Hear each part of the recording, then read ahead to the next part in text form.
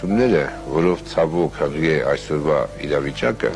նմանապես թելադրում են բոլոր ուժերի համախմբում և միասնություն։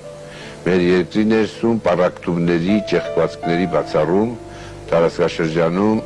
Հայաստանի Հանրապետության դերի ակտիվացում։ Ես առավել քան համոզված եմ, որ Արցախյան հիմնահարցի լուծման հնարավոր և ճշմարիտ բոլոր տարբերակների հիմքում նմանապես ընկած է Հայաստանի ներքին կայունությունը,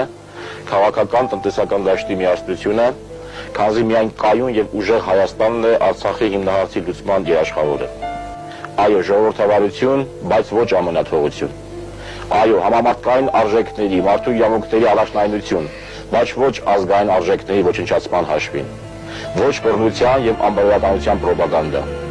Պետականության բացակայության պայմաններում հարյուրամյակներ շարունակ մեր ամուր ընտանիքներն են պաշտպանել հայերիս գոյությունն ու ինքնությունը։ Եկել է ժամանակը, որ ընտանիք պետությունը դարձնենք պետություն ընտանիք։ Մենք դա կարող ենք, մենք դա պարտավոր ենք անենք։ Ես համոզված եմ դրանով։